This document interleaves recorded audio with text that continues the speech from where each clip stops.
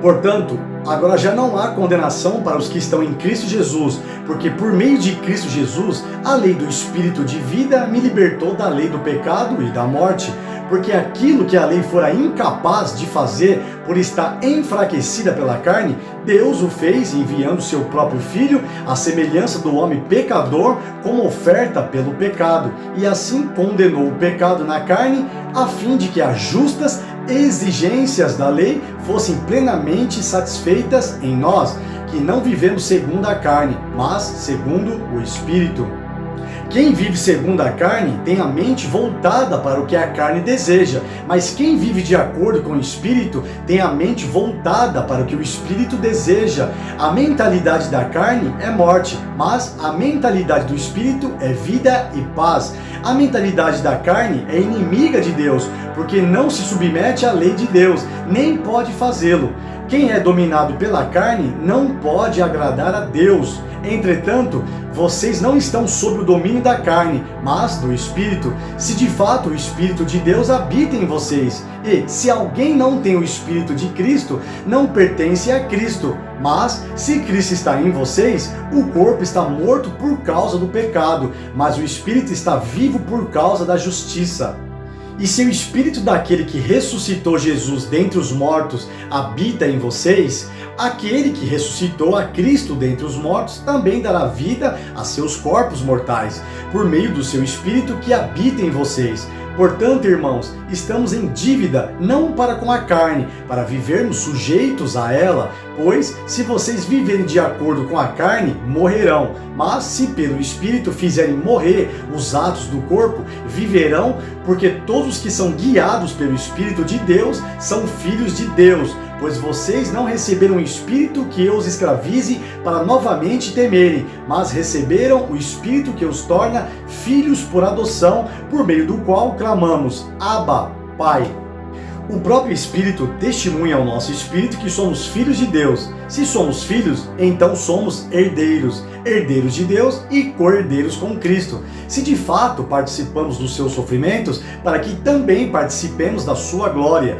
Considero que os nossos sofrimentos atuais não podem ser comparados com a glória que em nós será revelada. A natureza criada aguarda com grande expectativa que os filhos de Deus sejam revelados, pois ela foi submetida à inutilidade, não pela sua própria escolha, mas por causa da vontade daquele que a sujeitou, na esperança de que a própria natureza criada será libertada da escravidão da decadência em que se encontra, recebendo a gloriosa liberdade dos filhos de Deus.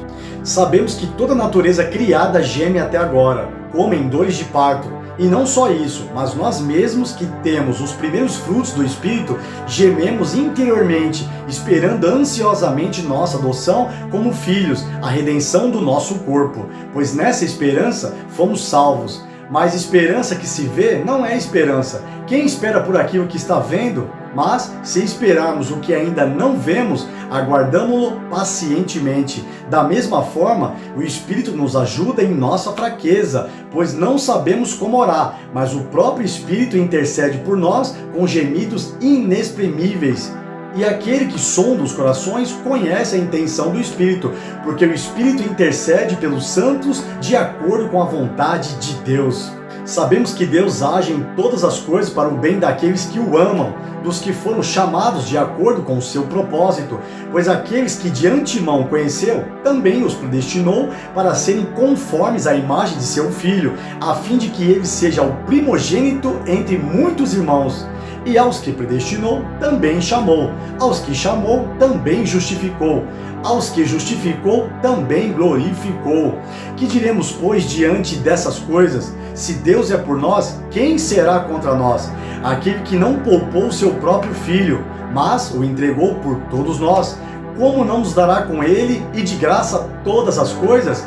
Quem fará alguma acusação contra os escolhidos de Deus? É Deus quem os justifica.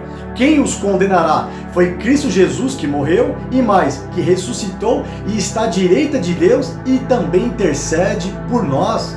Quem nos separará do amor de Cristo? Será a tribulação, ou a angústia, ou a perseguição, ou a fome, ou a nudez, ou o perigo, ou a espada?